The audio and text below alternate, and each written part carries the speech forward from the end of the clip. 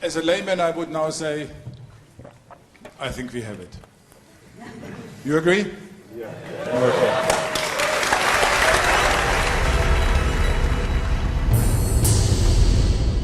While scientists at CERN were catching a glimpse of the first few moments after the Big Bang, people in India awoke to the realization that there was a Bose in boson. But what about the other scientists who put the Bose into boson? Sachendranath Bose came from Calcutta. He too laid the groundwork several decades ago for what's now being called the greatest scientific discovery of this generation. And there's some anger in India at the lack of recognition given to Bose, one of their own. India's government calls him a forgotten hero. In 1924, a young and completely unknown Indian scientist sent Albert Einstein a letter, and the resulting publication would change physics and Indian science forever. 3 great shots in the dark had already been fired. One was, of course, Planck, who came up with the very basic idea of the quantum.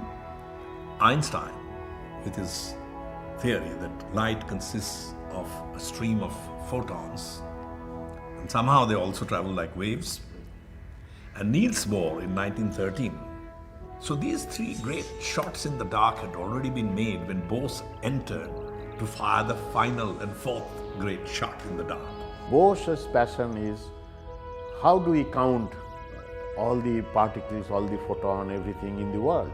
Fact that his name is associated on 1/2 of the particles in the whole world. We are all proud as Indians. At the same time as Bose was counting photons, 2 other young Indian scientists were busy revolutionizing physics with their very own theories. C.V. Raman gave the world the Raman effect and redefined how we see light and color. Meghnad Saha produced an equation that explains stellar radiation and is considered one of the fathers of modern astrophysics. Meghnad Saha, C.V. Raman, Satyam Bose were the character who wanted to do first time in India, and which is first time also in the world. That was their passion.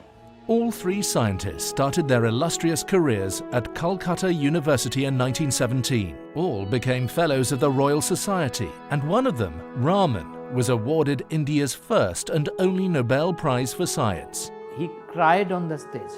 He said, "My poor country does not have a flag of our own, so I cannot claim that I have come here as an Indian." But who were these remarkable men? How did they overcome colonialism, British rule, racism, inadequate funding and limited resources to place India at the cutting edge of world science more than 20 years before independence? What is the legacy they left behind? And what can India learn from them to produce great science once again? This is their story. Bose, Raman and Saha, the Quantum Indians.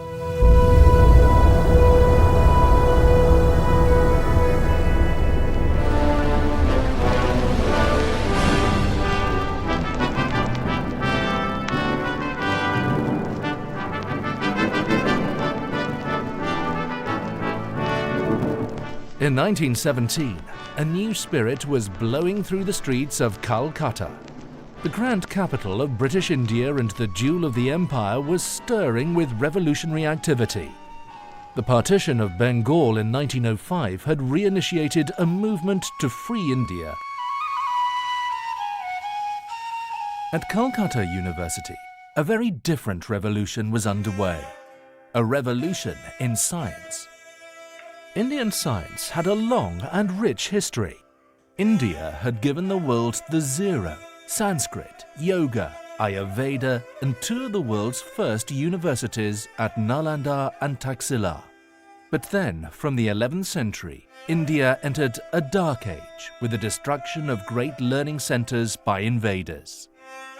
By the time the British colonized India, it had lost much of her once cherished scientific vigor. Then, from the 19th century, a new age of enlightenment began, and Calcutta was the epicenter. This was the Bengal Renaissance. Raja Rammohn Rai is the pioneer of Indian Renaissance. It is Raja Rammohn who first wrote to British government in 1823 December that India needs a science institution. Roy founded Hindu College in 1817, educating Indians in English for the first time. This was later renamed Presidency College by Thomas Babington Macaulay. Then, Lord Canning established the University of Calcutta in 1857 to educate citizens of the empire from Lahore to Rangoon. When Ashutosh Mukherjee became Vice-Chancellor in 1906, he began working on Roy's dream of a science college. In 1914, with generous donations from Sir Taraknath Palit and Sir Rash Behari Ghosh, he launched the University College of Science and Technology. Meanwhile, at Presidency College, two young MSc students were making waves. Satyendra Nath Bose and Meghnad Saha had stood jointly first in their MSc examinations and were ready to take on the world. Around the corner, at the Indian Association for the Cultivation of Science, another young scientist, C.V. Raman, was creating a stir with his experiments and papers. Mukherjee realized that in order to make his science college great, he would need people like this. Meanwhile, a very different revolution was taking place in Europe. The old physics of Newton and Maxwell was being turned on its head. A lot of revolutions were taking place in science, particularly physics. And the old world of classical physics was kind of breaking down. The first revolution was in the atom. The Greek philosopher Democritus had first proposed that the universe was made up of atoms in the 5th century BC. Everyone assumed that atoms were solid, indivisible objects. Then, in 1897, J.J. Thomson discovered that the atom was not solid at all, but made up of tiny corpuscles. The billiard ball model of the atom was shattered, and science would never be the same again. The second revolution was in light. Newton said light consists of particles like bullets, and he constructed a very successful theory. Then somebody discovered wave-like property of light, and that happened in the 19th century. Then the notion of corpuscular theory of light was abandoned. The third revolution was in radiation. When a hollow black body was heated, it was meant to radiate spectrum at an infinite rate along a straight line. But this did not happen, and a curve resulted that seemed to come back on the spectrum. No one could explain this. Europe was completely puzzled. And then Planck somehow wrote down a formula which fits this curve exactly and accurately fits all the experimental data.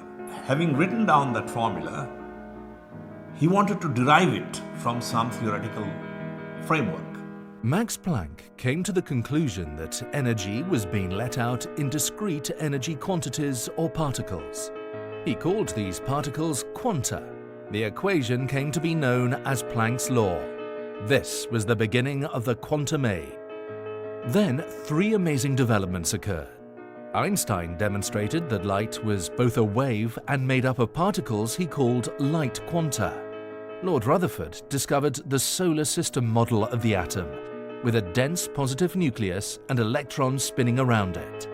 And finally, Niels Bohr demonstrated that those electrons could only move at the quantum energy levels predicted by Planck. So these three great shots in the dark had already been made when Bose entered to fire the final and fourth great shot in the dark.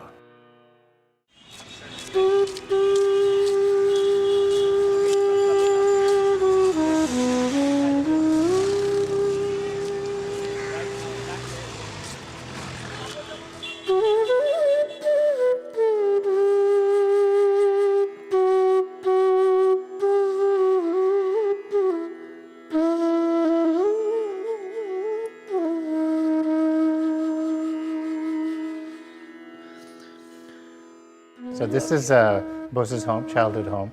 He was born here in 1894. The house hasn't changed very much there. His room was there, and that's where he spent all of his time in his older years. There's stories abound about, during the famines and everything, how he would go out and take his food and away from the table and feed the kids outside. And so that he had a kind of kindness and gentleness throughout his life, and that was his personality. When he was younger, his father used to write sums here on the courtyard. So that's where the first mathematics actually started here on the ground. All my life, I had really heard about Bose and how great famous my Dadu was. My parents always told me, oh, you know, your grandfather worked with Einstein. And I used to go into bookstores and always look for the Einstein section, the biography section. But I used to take down every book of Einstein and flip to the back of the index and look up B. And so there was always Bose. It made me feel good in a way, you know. And you know, in high school they start teaching you physics, and I mentioned to my physics teacher, oh, you know, Bose is my grandson. He goes, oh, you must be a genius. I unfortunately disappointed him. Satyendra Nath Bose was born in Calcutta in 1894. His childhood was immersed in art, culture, music and education. He demonstrated a flair for mathematics very early on and amazed his teachers with his abilities. In 1914, he married Ushabati, and together they had 9 children. I was his student. I think I was the last one who did his PhD with him. He was already a grand old man of physics at that time, a national professor. And it was just by chance that I went to see him one day. While we were talking, he suddenly said to me, "Tui amar shonge kaj korbi? You want to work with me?" I couldn't believe what I was hearing. And I became a junior scientist attached to the national professor of physics, S.N. Bose. Oh, he was a towering figure and an icon whose name was associated with Einstein. When Bose got to Presidency College in 1910, he studied applied mathematics with Saha. Those were heady days, and many young men were drawn to the freedom movement. P.C. Ray used to meet them at the bottom of the Octonony monument in the evenings, where they would discuss the future of the country. 2 groups were formed. One went into direct action. The other group said, no, we will not go into direct action. When we get independence, who's going to do all the science and technology, and knowledge is essential for progress. Bose stood first in his BSc, and then he and Saha took a joint first in their MSc examinations. When Mukherjee founded the new University College of Science, Bose and Saha jumped at the chance of teaching there. So these young guys went and convinced Sir Ashutosh that they were competent to start the physics department. He said that you set up all the laboratories, libraries, get books, equipments. I will start the classes from 1917. 2 years I am giving you to prepare. Most of the important papers were being published in German and some in French. So they learned French and German. The brave new world of theoretical physics was unfolding a whole new universe. And they were the first people to actually translate Einstein's papers on relativity into English. And it was published by the Calcutta University. So they were making waves, and they were voracious readers and superbly intelligent people. Ashutosh Mukherjee appointed C.V. Raman as the new Palit Professor of Physics in 1917. He was an experimentalist and not a theorist like Saha and Bose. In 1920, Ashutosh made Saha as a professor. So Saha is now a Khoira professor, Raman is already a professor, but S.N. Bose does not have even a readership. To further his career, Bose moved to East Bengal in 1921 and became reader at the newly founded physics department of Dhaka University.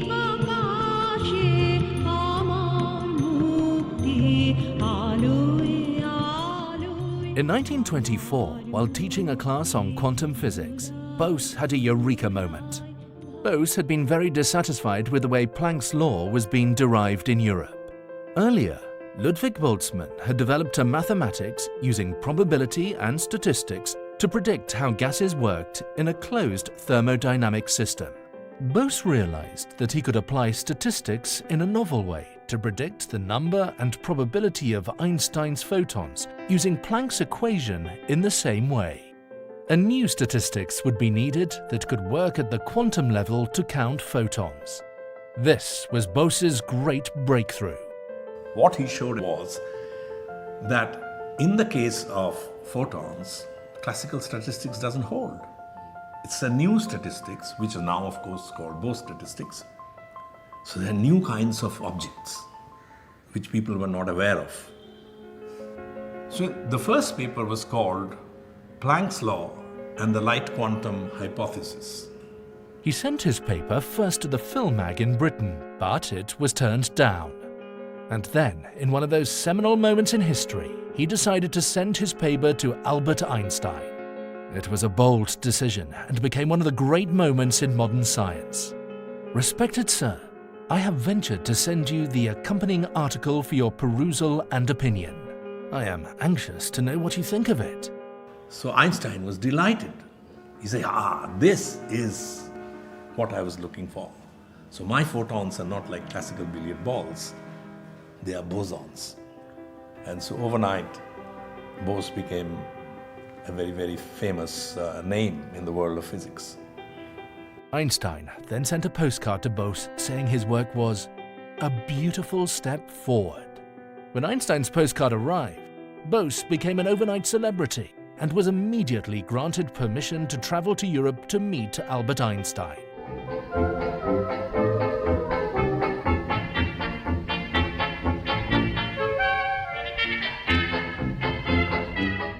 So in the first year, he actually spent a lot of time with Maurice de Broglie, who was setting up the X-ray crystallography lab. And then he worked for 6 months with Madame Curie. He proceeded to Berlin the next year, and in addition to meeting his hero Einstein, he also met some of the leading theoreticians of the age. Einstein was so impressed, he said, Bose's way of counting should not only apply to photons, it should also apply to material atoms. That was Einstein's extension of Bose's idea. You get a quantum gas of material particles, and finally, that at very, very low temperatures, everything can condense.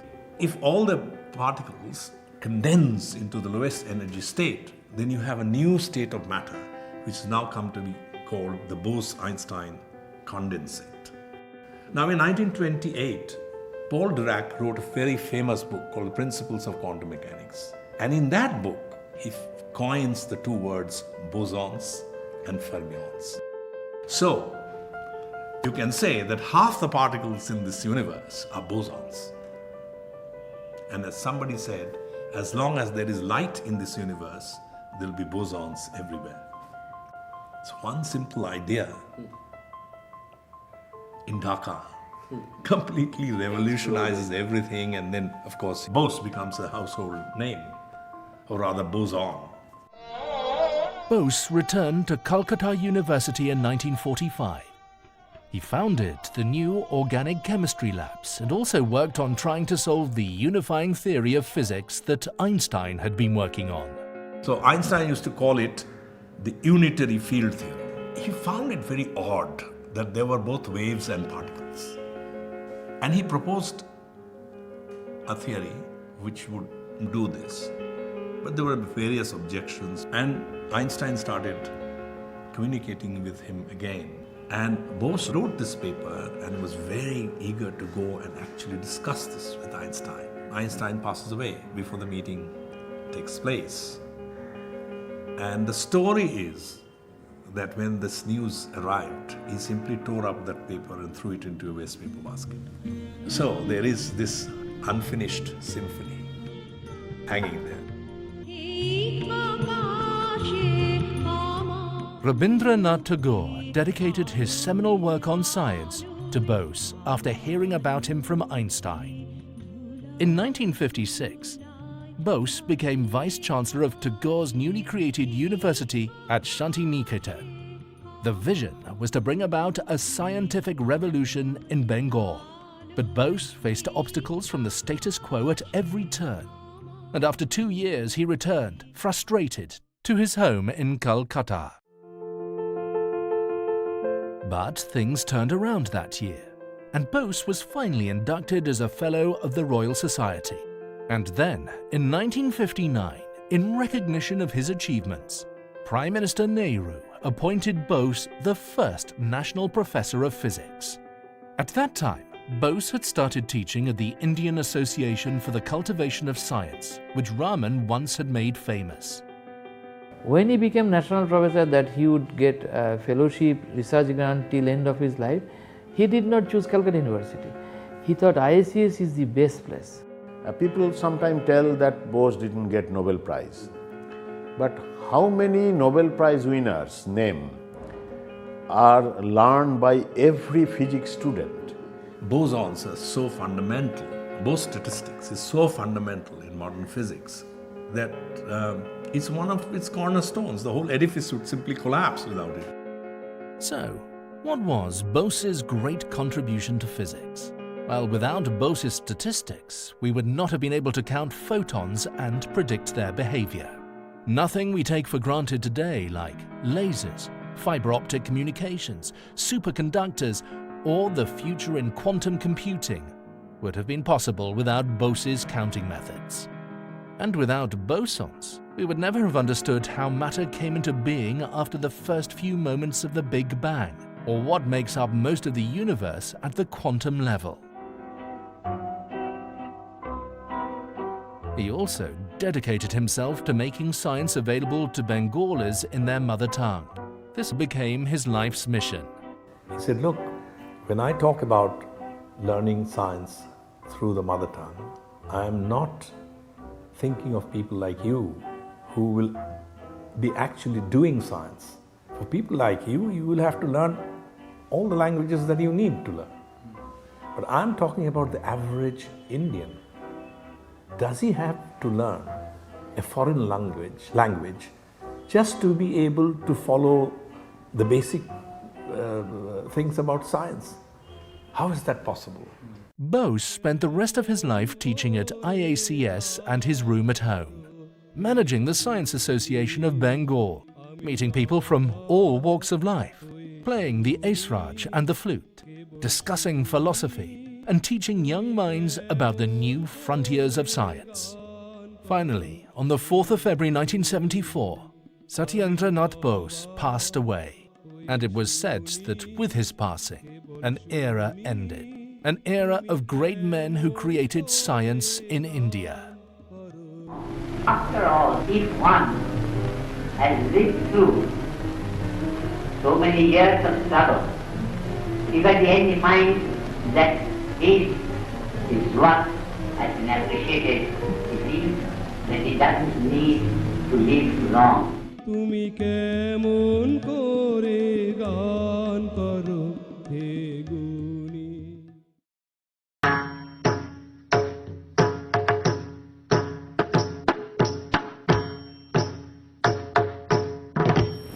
See, the real science begins when you are really interested in something and you want to find out.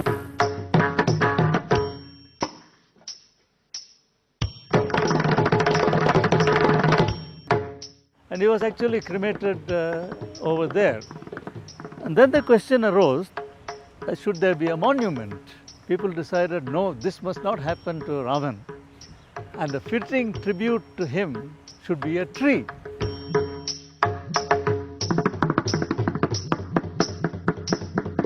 To understand C.V. Raman, we have to understand his love for nature and the human spirit.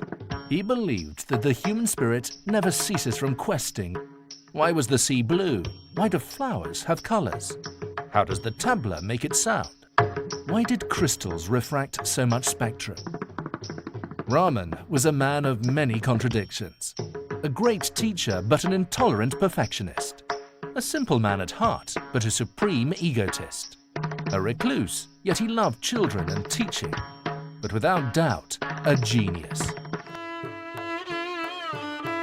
Chandrasekhar Venkat Raman was born in November 1888 into a conservative Tamil family. He was surrounded by learning and tradition as his father was a lecturer at Presidency College, Madras. He became the youngest student at Presidency College and completed his MA at 18. As a young man, he was influenced by Edwin Arnold's classic book, The Light of Asia, as it explored the life of the Buddha, who overcame the problems of his age through intellect and willpower. 1907 was a turning point in Raman's life. He received his MA that year. He was married to his wife and lifelong partner Lokasundari and had 2 sons with her. And then he sat for the Indian Financial Service exam. There he stood first and he got a job as Assistant Auditor General, Government of India. And this, since Calcutta was the capital, the head office of this Auditor General was in Calcutta. So that is how he came. One day, while taking a tram to work, he noticed a sign outside the Indian Association for the Cultivation of Science. And he entered and he found an excellent, outstanding library, very good equipments. And he said, I can start working here immediately. He loved spending his mornings and evenings at the association. And by 1909, he had published his first paper in Nature magazine on the effects of vibrating strings. When Mukherjee asked him to become the first Pilot Professor of Physics, Raman jumped at it. His experiments and publications at IACS and Calcutta University made him world famous. On a trip to Europe in 1924, he was amazed by the rich blue color of the Mediterranean Sea. This resulted in a paper he wrote on board the ship entitled On the Molecular Scattering of Light in Water and the Color of the Sea. This was the beginning of his love affair with light scattering that would eventually lead to his Nobel-winning discovery. When light falls on any matter, piece of matter, material, my forehead, for example, is also material. When light is scattered, the color of light changes actually. This change in the color, it's what we call the Raman effect. Raman and his student Ramanathan and his another student K.S. Krishnan, they separately reported same phenomenon. If you pass green light through a liquid, and you will get a very weak yellow light, a very small fraction. What's happening is the light which is coming in probably has just one wavelength, one component, very pure. But when scattered, it generates many different light beams or different wavelengths. A light, of course, carries energy. When it falls on matter, it makes those atoms and all vibrate. So part of the energy of the light is given to these vibrations, and remaining part is what gets scattered out. This scattered light is a fingerprint of the material. This fingerprint is sort of so unique that you do all material science these days using Raman effect. You have to measure the wavelength correctly. So he has no money to buy a spectrograph. He wrote to G.D. Birla, give me money to buy a spectrograph, and if you give me the money, I promise I will bring a Nobel Prize in 1 year. So G.D. Birla actually gave him money. Then he became very nervous. Somebody else can also publish.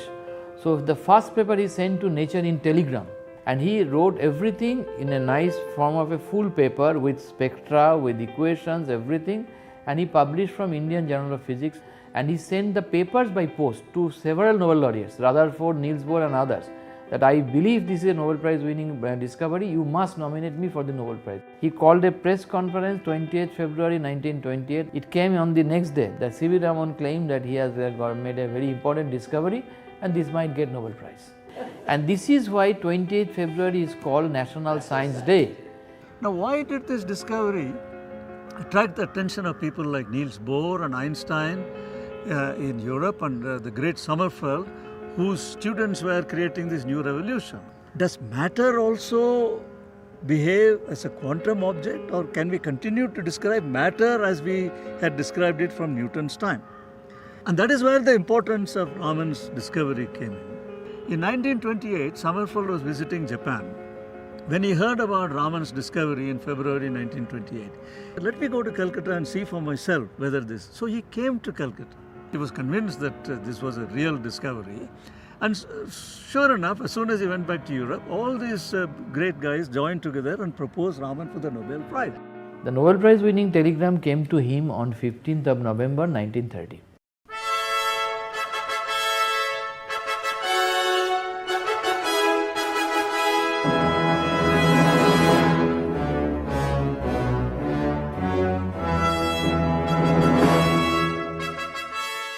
and he went there, received the Nobel Prize.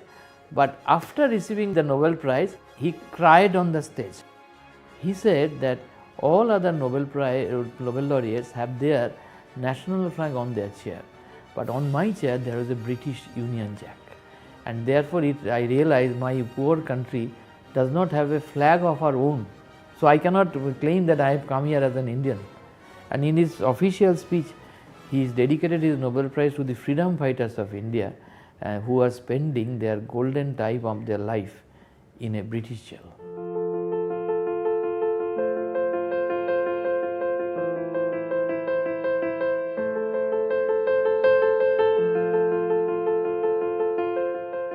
This is the spectrograph which Raman used to record the first Raman spectrum, and you can see the photograph of young Raman at the age of 40, and this is a replica of Raman's Nobel Prize. You can see C.V. Raman, 1930, written in the Roman letters.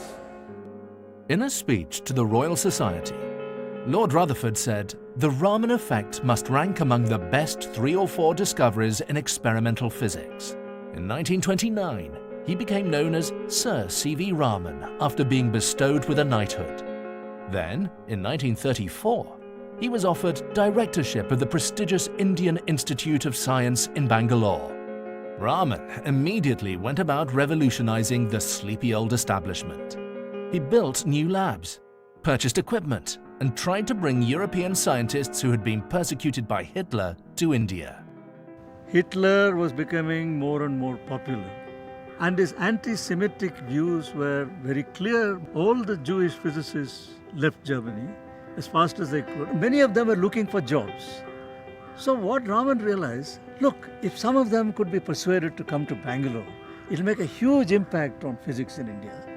Now the Council of the Indian Institute of Science, which consisted of British industrialists, took a very grim view of this. The council members took the point of view, Schrödinger and Max Born, they actually used the word, these are second-rate physicists because you are appointing people who have no jobs in Europe, you are giving them a professorship. And so this went all the way up to the Privy Council in London, and then Raman was forced to resign. He was contractually obliged to teach there and spent the next 12 years teaching, researching, and nurturing young minds. When he had first arrived in Bangalore, the government of Mysore granted him a large piece of land next to the IISc in recognition of his Nobel Prize.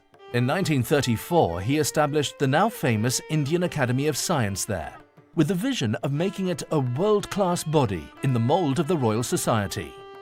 Raman's real dream was to set up his own research institute, and when he retired in 1948, he established the Raman Research Institute at the same place.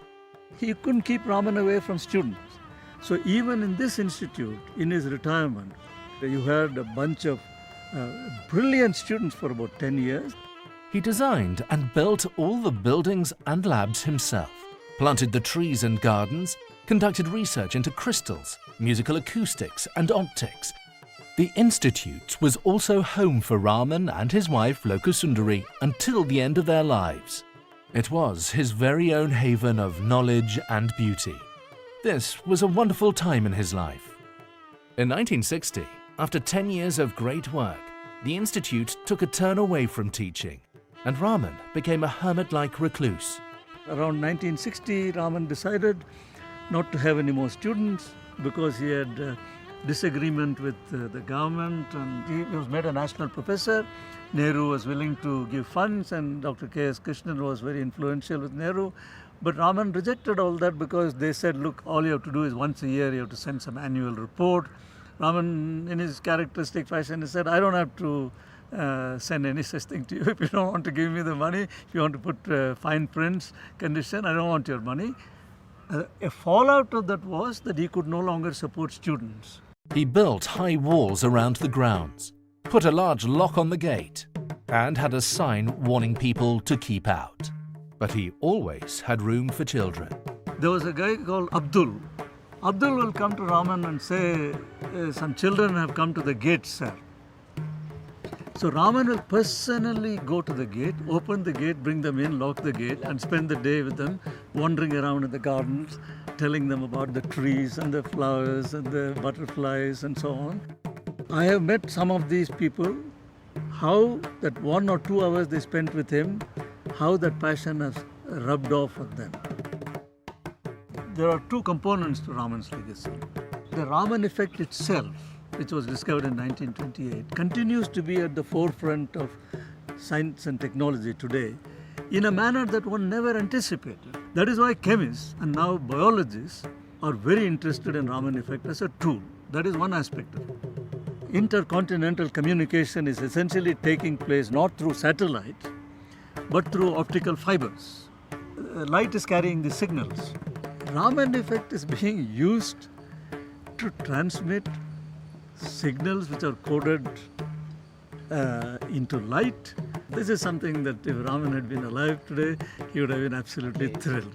Raman once said, "A purposeful life needs an axis or hinge to which it is firmly fixed and yet around which it can freely revolve." As I see it, this axis or hinge has been, in my own case, strongly enough, not the love of science, not even the love of nature, but a certain abstract idealism or belief in the value of the human spirit and the virtue of human endeavour and achievement. On the 21st of November 1970, Sir C.V. Raman passed away and was cremated in his favourite place in the world, the grounds of the Raman Research Institute. Fittingly, Raman's memorial at his favourite institute was a tree.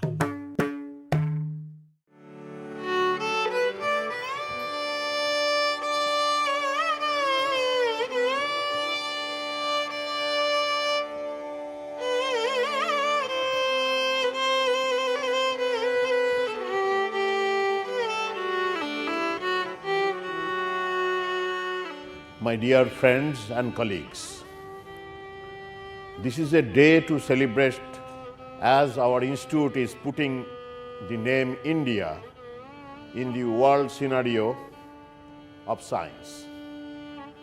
Professor Saha has realized the immense potential that nuclear science had for the country's development and wanted his Institute of Nuclear Physics to have major research facilities. And I can only say that we are still following his path, and all this proposal was his dream.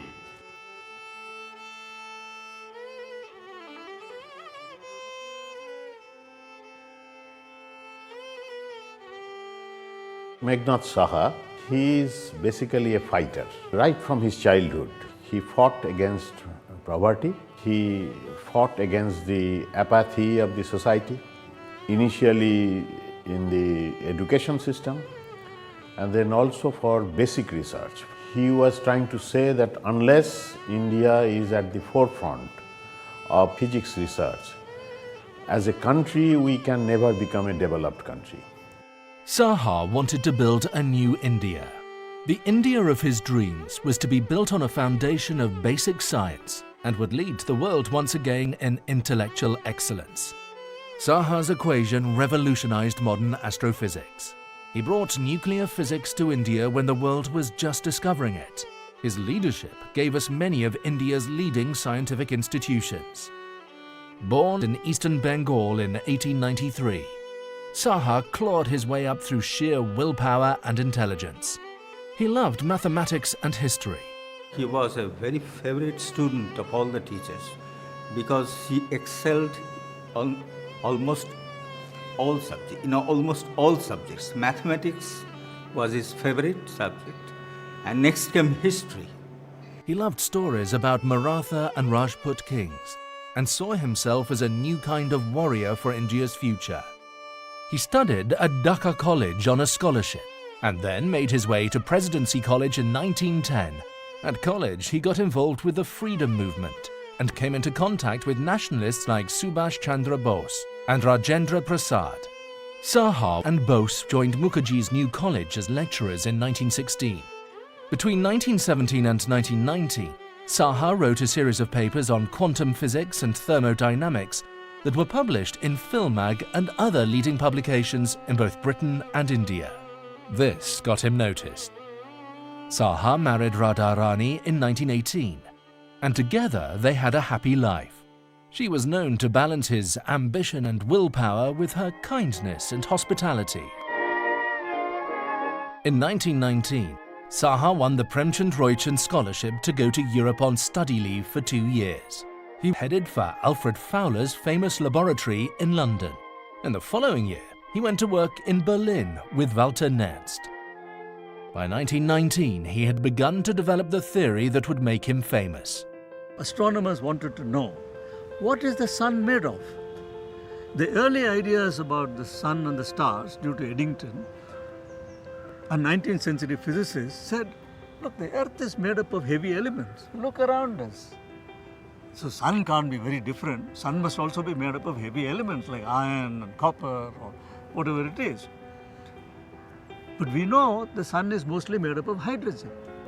How did people come to this conclusion? What Saha did was that look in the laboratory, you see that if you heat up something, it glows, it changes color, and so what immediately it came to his mind that if it can happen in the laboratory, it can also happen in that star, it can happen to that star, it can happen to the whole world, universe. The idea is that if you excite an atom, if you excite, then what happens, the electrons are excited to another level, and when they come back, they emit a radiation. But from there to think that a star's temperature can be calculated by measurement of the line emission, this is just an extraordinary extrapolation. So he gave this equation which took into account the temperature and pressure inside a stellar body and how that would lead to ionization. In fact, he was the first person to apply quantum theory to stellar objects. He wrote a paper entitled Ionization in the Solar Chromosphere, and it was published in Filmmag in 1920, while he was still in Europe. There was a young lady in Harvard, Henrietta Leavitt was her name, and she said, let me use Saha's new equations and try to estimate how much hydrogen there is in the sun. Nobody had done that before. She said that nobody else had said that the sun is made up of mostly hydrogen. Her thesis examiner was the high priest of astrophysics in America, Henry Norris Russell, professor of astrophysics in Princeton University. And then he actually sat down with Saha's paper and said, let me redo what she has done. The great Henry Norris Russell, instead of hushing it up, openly came and said, I was wrong, we are all wrong, she is right. So the sun and the stars are made of hydrogen predominantly. And therefore you can see, although Saha's equations were, in a sense, a small extension of the existing theory, quantum theory of atoms, which was emerging due to Bohr and his colleagues and so on. It was not a huge step like Bose took. It was not a huge experimental step like Raman did. But it led to a tremendously profound application in astronomy where precisely this sort of tool was needed to interpret the spectrum of the stars. He returned to Calcutta in 1921, and his new reputation as an international scientist earned him the Cairo professorship. But by 1923, his requests for grants and funding for new labs and research facilities were rejected, and he decided to leave Calcutta and head for the United Provinces. At Allahabad University, he built a new physics department. In 1927, Saha was made a Fellow of the Royal Society. In 1930, Saha was nominated for a Nobel Prize for his work on stellar ionization. Saha finally took on the role of institution builder that year with the founding of the United Provinces Academy of Sciences. He also joined the IACS in Calcutta, where Raman was still the honorary secretary. Saha returned to Calcutta and his alma mater in 1938 to become the Palit Professor and head up the physics department. Meghnad Shah came back from Allahabad University as a Palit Professor. At that time, Netaji Subhash Bose became President of Congress. He proposed that India should have a planning commission. So this was set up in 1939 with Jawaharlal Nehru as the chairman. Meghnad Shah was a member, and Meghnad Shah started planning about many things, like atomic energy should be introduced. He started teaching nuclear physics in 1940. and by 1947 launched the Institute of Nuclear Physics at Calcutta University. After his death, this became known as the Saha Institute of Nuclear Physics. In 1944, he became secretary of IACS, and by 1946 was president and running the whole place. His dream was to make IACS the national academy he had dreamt of. Up to that point, IACS was a club, only one faculty, people can freely come and go, but there is no faculty position, no director, no professor position. He said this cannot be an institute. He said he wanted some 20-30 faculty positions, a new campus, much bigger one, lot of money and assured government grant. Saha also realized that the only way he could get change accelerated was by joining politics. And in 1952 he became an independent member of the Indian Parliament. Ironically, his end was as dramatic as his life, as he died of a massive heart attack on the stairs of the planning commission he had helped set up in New Delhi. It was a fitting end, like a Rajasthani warrior of old. He taught us how to keep your head high and keep fighting, so that the fundamental research, basic research is done in the country in a good way. And what a life he had. Every student of astrophysics studies the Saha equation in their first year. Today, both the Indian Association for the Cultivation of Science and the Saha Nuclear Institute are two of India's finest research centres, working on international projects as diverse as the Higgs boson, nanomaterial sciences, advanced space research and communications. On his passing, D.S. Kothari said of Saha, "The life of Saha was in a sense an integral part of the growth of scientific research and progress in India, and the effect of his views and personality would be felt for a long time to come in almost every aspect of science activity in the country. His dedication to science will long remain an inspiration and an example." What did the quantum Indians give us? Bose gave us the Bose-Einstein statistics and condensates, and all bosons were named after him. Raman gave us the Raman effect and India's first and only Nobel Prize for Science. His genius and leadership helped shape some of India's leading institutions and scientists. Saha not only revolutionized astrophysics, but also built a substantial part of India's science infrastructure in its early days after independence. India seems to have lost its love affair with basic science and research, as technologies and engineering were urgently needed for development and progress. But today, things are turning around as India emerges as a global power. The universities and scientific institutions are once again working together, and Indian scientists are collaborating and publishing all over the world. We are seeing many giant leaps forward in material and nanosciences, astrophysics, space research, cosmology, pharmaceuticals and medicine. So, what can we learn from Bose, Raman and Saha today? Bose said, "Never accept an idea as long as you yourself are not satisfied with its consistency and logical structure on which the concepts are based." Saha said, "Scientists are often accused of living in the ivory tower and not troubling their mind with realities, but science and technology are as important for administration nowadays as law and order. I wanted to be of some use to the country in my own humble way." And Raman was characteristic in his own way. No, but I think the chief